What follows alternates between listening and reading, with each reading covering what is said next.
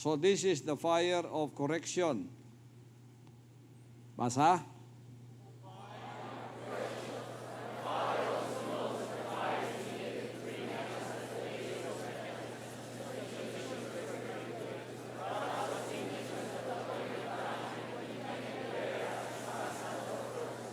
Praise the Father. Hamtang na ay mapasulok ang kalayo, sunugon yun ka, hantod nga ikaw mismo makabalo ng anak na ka. Amen. So, the Father knows that the fire is needed to bring us to that place of repentance and submission to His perfect will. Until the time appointed nga ikaw, tawagon na kang anak nga tinuod. Karon, ato ta sa Hebrews 12:5-10. Kamo tanan mo basa.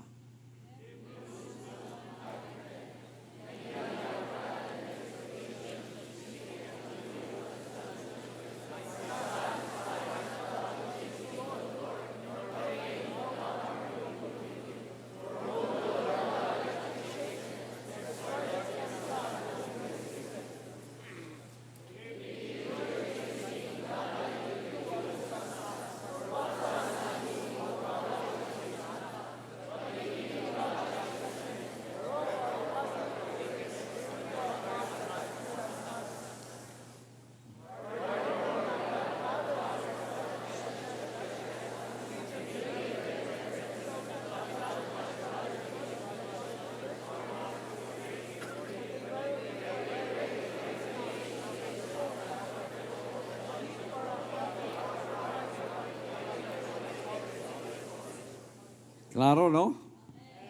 Gusto niyo Bisaya na po? Kaya katong mga tiguwang nga Bisaya dito, tiguwang siguro kasabot og English, Bisayo na to. Okay. Tanan mo.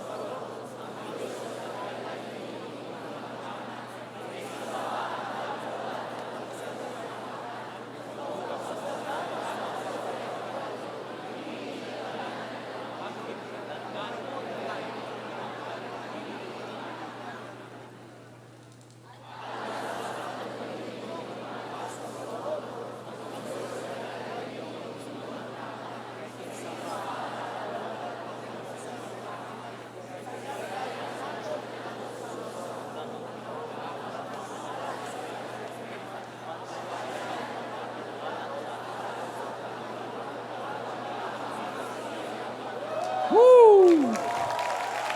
Hallelujah! Diba mga igsoon? Parte na sa kingdom culture. Kay diri, ginapakatao ang mga anak. Nganong wala sa denominasyon na? Mga servants man na. Ang mga servant imong badlongon, ay ikaw pa'y dautan. Ikaw pa'y sadan.